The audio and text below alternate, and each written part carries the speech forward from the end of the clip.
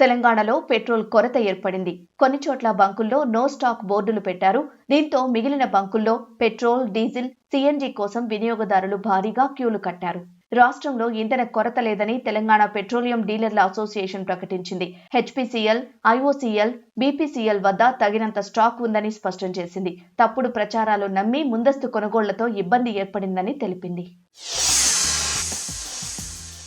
డీలర్ల సంఘం ప్రకారం advance payment సిస్టంలో సాంకేతిక కారణాల వల్ల పెట్రోల్ కొరత ఏర్పడింది. ఉగాది, రంజాన్తో పాటు శని, ఆదివారాల వల్ల డిపోలు పనిచేయకపోవడము సమస్యకు కారణం. పెట్రోల్ షార్టేజ్ పై ఎలాంటి ఆందోళన అవసరం లేదని రాష్ట్ర ప్రభుత్వం భరోసా ఇచ్చింది. 60 రోజులకు సరిపడా స్టాక్ ఉందని స్పష్టం చేసింది. ప్రతి పెట్రోల్ బంక్ వద్ద ఒక పౌర సరఫరా, రెవెన్యూ సిబ్బందితో పాటు పోలీసులను మోహరించింది.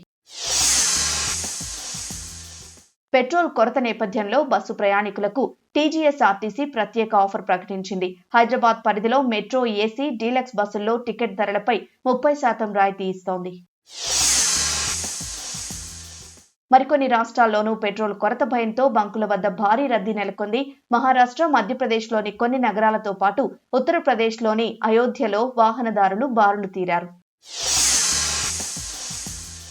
ఇంధన కొరత గురించి భయపడవలసిన అవసరం లేదని ఆయిల్ కంపెనీలు స్పష్టం చేశాయి. సరఫరా సక్రమంగా జరుగుతోందని హెచ్పీసీఎల్, ఇండియన్ ఆయిల్, బీపీసీఎల్ తెలిపాయి. భయంతో ఫిల్లింగ్ స్టేషన్లకు వెళ్లొద్దని, అవసరానికి అనుగుణంగా ఫ్యూయల్ నింపుకోవాలని సూచించాయి. ఎల్పీజీ బుకింగ్ గ్యాప్లో ఎలాంటి మార్పులు చేయలేదని కేంద్రం తెలిపింది.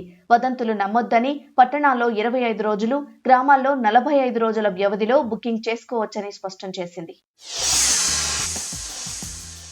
ఎల్పీజీపై కేంద్రం మరో కీలక నిర్ణయం తీసుకుంది. పైపుడ్ న్యాచురల్ గ్యాస్ పీఎన్జీ సౌకర్యం ఉన్న ప్రాంతాల్లో ఎల్పీజీ సిలిండర్ల సరఫరా నిలిపివేయనున్నారు. పీఎన్జీ సౌకర్యం అందుబాటులో ఉండి కూడా కనెక్షన్ తీసుకోకపోతే 3 నెలల తర్వాత మీకు వచ్చే ఎల్పీజీ సిలిండర్ల సరఫరా ఆగిపోతుంది.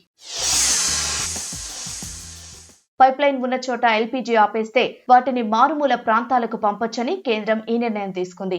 పీఎన్జీ అనేది మన దేశంలోనే ఉత్పత్తి అవుతుంది. ఇది సిలిండర్ల కంటే సురక్షితం. రీఫిల్ బుకింగ్ అవసరం ఉండదు.